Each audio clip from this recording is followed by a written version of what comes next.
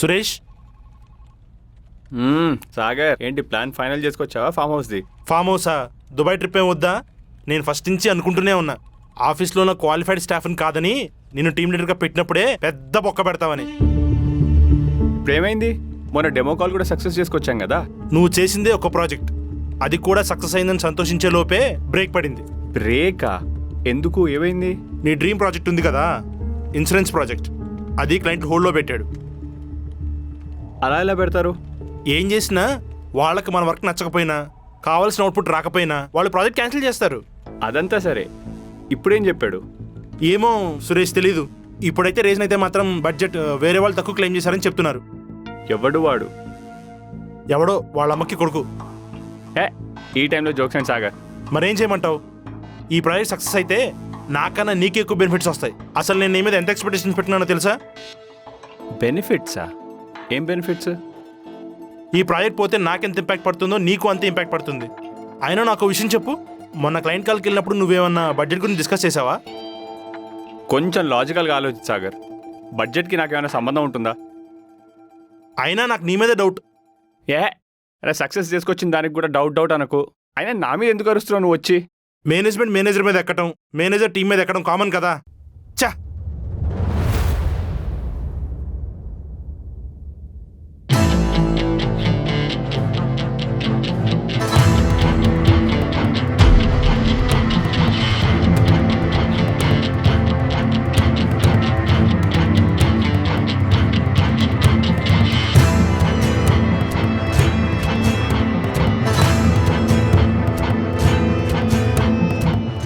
ఏంటి మామ డల్గున్నావు?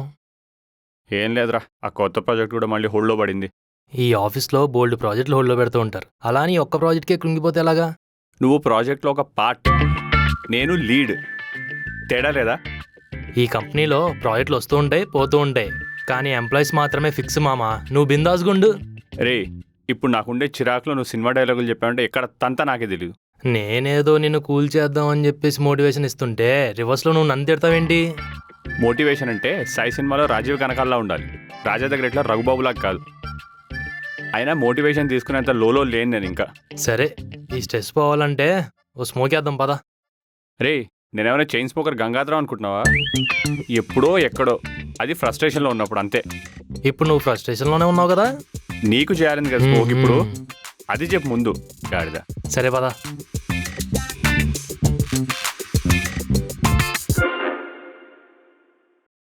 మీ ఇద్దరి మధ్యలో నేను ఎందుకు?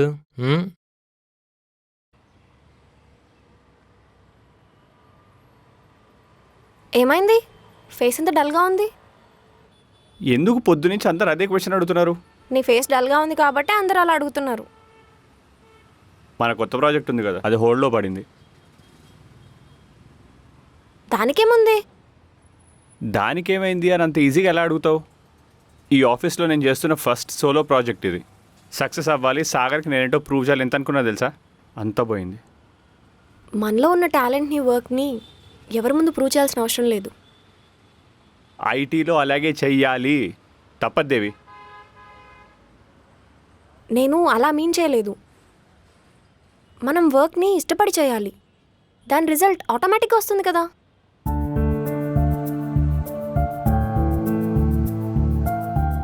నువ్వు అన్నది కరెక్టే, కానీ క్లయింట్ ఏమో అప్పుడు నువ్వు ఉన్నావు కదా, బాగైంది కదా, వాళ్ళు ఓకే కూడా అన్నారు కదా.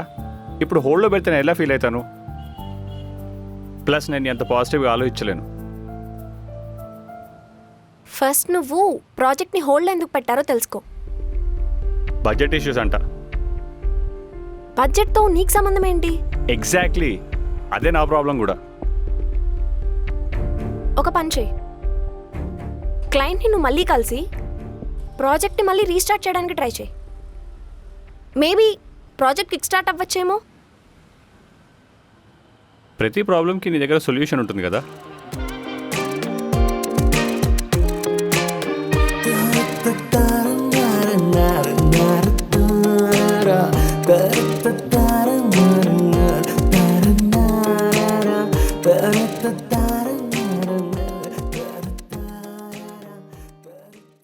ఎందుకు దేవి అస్తమాను సోనీతో గొడవ పడుతూ ఉంటావు? ఎవరికి కావాలని బురదలో రాయేయాలని ఉండదు. అది కరెక్టేలే గాని అస్తమాను సోనీతో గొడవపడుతుంటే చూడ్డానికి బాగాలేదు. అది నన్ను ప్రతిసారి ఇలాగే ట్రిగ్గర్ చేస్తుంది. అయినా అది నన్నేమన్నానుంటే నేను బాధపడేదాన్ని కాదు, నిన్నంది. అందుకే నాకు కోపం వచ్చింది. కానీ ఒకప్పుడు మీరు చాలా మంచి ఫ్రెండ్స్ కదా, ఇప్పుడు గొడవ పడుతుంటే. జరిగిపోయిందాన్ని మార్చలేం, జరగాల్సిన వాటిని ఆపలేం. కానీ మీరిద్దరూ కలిసి ఉన్నప్పుడే బాగుండేది. మనకి చైల్డ్హుడ్ నచ్చింది కదా అని ఆ స్టేజ్లోనే ఉండిపోలేం కదా. సోనీతో కోపతాపాలు కొంతకాలమే. అంటే మీరు కలిసిపోతారా? కొన్ని అనుకున్నంత ఈజీగా జరగవు. అవ్వాలని కోరుకుంటే ఏదన్నా జరుగుతుందని నాకు గట్టి నమ్మకం. హ్మ్.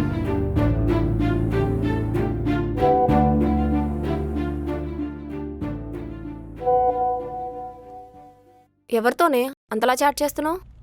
ఇంకెవడికి, మన వాసుగాడికి. ఎంతలాగేవంటి ఇప్పుడు దాకా? మొన్న 20K, ఇప్పుడు 30Kకి టెండర్ వేశా. మరి అంతంటే వాడికి డౌట్ వస్తుందేమోనే. ఎంత తెలివైన వాడైనా గర్ల్స్ వీక్నెస్ ముందు స్టూపిడ్లో బిహేవ్ చేయడం నువ్వే చెప్పావు కదా. అది కరెక్టేలే. ఎవరి దగ్గర మరీ ఎక్కువ లాగేస్తున్నావు అంటున్నావు? గర్ల్స్కి ఎన్నో సీక్రెట్స్ ఉంటాయి, అవన్నీ నువ్వు అడగకూడదు. పర్సనల్స్ అయితే నేను అడగనులే. అందరి పర్సనల్స్ పబ్లిక్ చేయడమే కానీ పని. అది కాదు మీనా, వాసిగడి గురించి ఏదో మాట్లాడుతున్నావు కదా, అదేంటి అని అడుగుతున్నా. నువ్వు కూడా వాడు బాధ్యతుడివే కదా. హా, వాసిగడు నా దగ్గర 30,000 తీసుకున్నాడు, తీసుకొని అప్పు అంటున్నాడు. కనీసం అందులో నుంచి 100 రూపాయలు కూడా ఇవ్వట్లేదు. అరే 30,000? వాడిని నమ్మి ఎలా రాయిస్తున్నారు మీరు? ఆడందరినీ చీట్ చేస్తున్నాడు. నిన్ను కూడా చీట్ చేశాడు కదా. నేను చెప్పాను కదా, వాసుగాడి బాధితులు చాలామంది ఉన్నారు. మనమంతా ఒకటే టీం కాబట్టి బయటపడుతున్నాం. వాడి దగ్గర 30K కాదే 50K వసూలు చేసే ప్లాన్ ఒకటి చేద్దాం.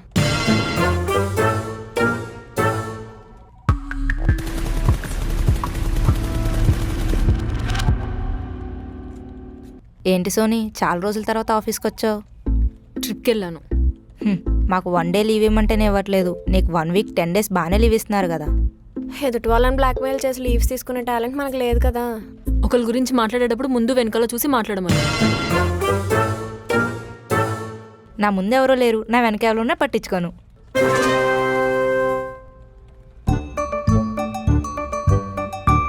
కొంతమందితో తిరిగి నువ్వు కూడా తింగరదానిలో తయారవుతున్నావు. సోనీ, నువ్వు తిట్టాలనుకుంటే నన్ను డైరెక్ట్గా తిట్టు, మధ్యలో ఎందుకు వేరే వాళ్ళని ఇన్వాల్వ్ చేస్తున్నావు? తిన్నది అరగాలంటే పక్కన వాళ్ళ మీద పడేయడవాలి కదా. ఎందుకు అంతలా నవ్వుతున్నావు? ఏమంది? మొగుడు కొట్టినందుకు కాదు, తోడుకోడలు నవ్వినందుకు ఏడ్చిందంట.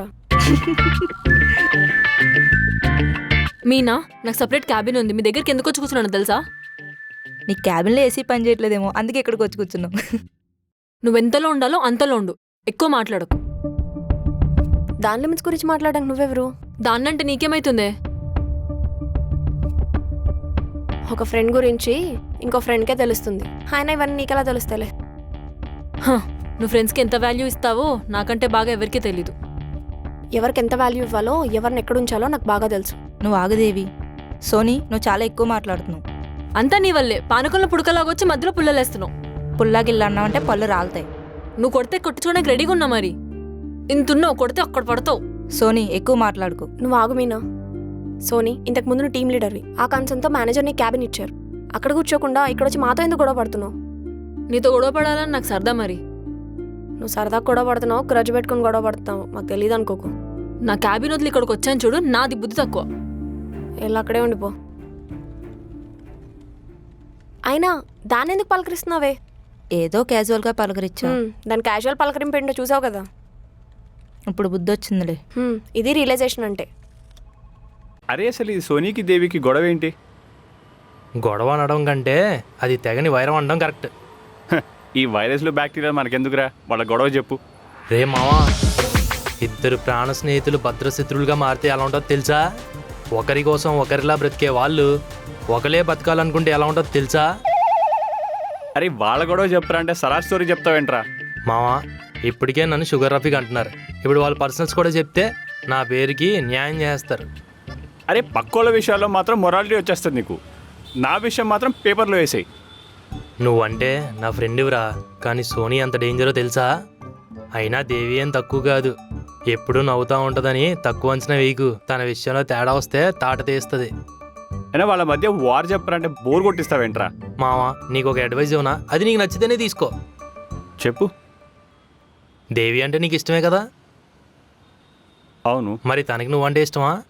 అరే నా గురించి చెప్తా కానీ తన గురించి నేను ఎలా చెప్తాను? నువ్వు తెలుసుకోవాలంటే సోనీ గురించి వెళ్ళి దేవిని అడుగు. సరే అడుగుతా. అడిగితే నీ మీద ఇష్టం, ప్రేమ ఇలాంటి ఫీలింగ్స్ ఉంటే పక్కా సోనీ గురించి నీకు చెప్తుంది. ఇలాంటి ఏ ఫీలింగ్ లేకపోతే సీరియస్గా వెళ్ళిపోతుంది. వాళ్ళ గురించి తెలుసుకోవడం ఓకే కానీ దేవి సీరియస్ అయితే మాత్రం నేను తీసుకోలేను. ఒకప్పుడు టామ్ అండ్ జెర్రీలా ఉండేవారు కదరా. అరే మొగుడు పెళ్ళాలు గొడవ పడుతున్నారంటే వాళ్ళిద్దరి మధ్య ప్రేమ లేనట్టు కాదు కదా. అయ్యో చాలా దూరం వెళ్ళిపోయామా నువ్వు. సరే ఇప్పుడు నేను వెళ్ళి దేవిని అడుగుతా. తన గనక చెప్పిందా నువ్వు సేఫ్. మరి సీరియస్ అయితే నువ్వు షేప్ అవుట్ ఎర్రీ. మావా సాగర్ ఎందుకు వాళ్ళకి అంత పొగరు? ఎవరికి? మీనాకి దేవికి. వాళ్ళ దగ్గరికి నువ్వెందుకు వెళ్ళావు? నాకు ప్రాజెక్ట్లో డౌట్ ఉంది. నీకు ప్రాజెక్ట్లో డౌట్ ఉంటే సురేష్ దగ్గరికి వెళ్ళు, అంతేగాని వాళ్ళ దగ్గరికి ఎందుకు వెళ్ళావు? నేనేం చెప్తున్నా నువ్వేం మాట్లాడుతున్నావు? నాతో వాళ్ళు గొడవ పడ్డారంటే ఎందుకు అడగకుండా ఏం క్వశ్చన్లు అడుగుతున్నావు? నువ్వు ఒకరి మీద కంప్లైంట్ ఇస్తే దాన్ని ముందు వెనక కనుక్కోకుండా నేను యాక్షన్ తీసుకోలేను. అది నా ఫస్ట్ రైట్. అదే ఆ దేవి ఏమన్నా చెప్తే ఎంక్వైరీ లేకుండా యాక్షన్ తీసుకుంటావు. అది ఒకళ్ళ బిహేవియర్ మీద డిపెండ్ అయి ఉంటుంది. అంటే నా బిహేవియర్ బ్యాడా? ఒకప్పుడు సోనీ నువ్వు నాకు నచ్చేదానివి, కానీ నువ్వు ఎప్పుడైతే బ్లాక్మెయిల్ చేయడం మొదలు పెట్టావో నీ మీద ఒపీనియన్ మొత్తం పోయింది. సాగర్ నువ్వు ఇంకా టాపిక్ మర్చిపోలేదా? ఈజీగా మర్చిపోయేలా చేసావా నువ్వు? వాళ్ళ మీద ఇప్పుడు యాక్షన్ తీసుకుంటావా తీసుకోవా? చెప్పాను కదా, అసలు అక్కడ ఏం జరిగిందో తెలుసుకోకుండా నేను ఏ యాక్షన్ తీసుకోలేను.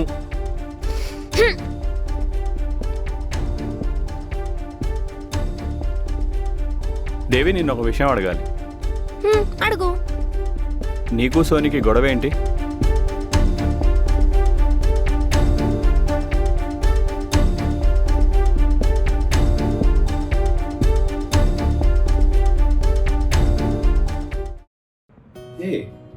ఇది విన్నారా? హైదరాబాద్లో పోచారం దగ్గర ఏస్బిఎల్ స్ప్రింగ్స్ ప్రాజెక్ట్ లాంచ్ అయింది. 2 BHK 67 lakhsకి. ఇక్కడ మనకి beautiful gated community, club house, swimming pool, play area అన్నీ ఉన్నాయి. నేను సైట్ విజిట్ చేశాను. లొకేషన్ బ్యూటిఫుల్ ఉంది, కనెక్టివిటీ కూడా పర్ఫెక్ట్. ఇలాంటి ఒక ప్రాజెక్ట్లో ఇన్వెస్ట్ చేయడం అంటే ఫ్యూచర్ సెక్యూర్ చేసుకోవడం. మీరు సైట్ విజిట్ చేయండి, లింక్ డిస్క్రిప్షన్లో ఉంది.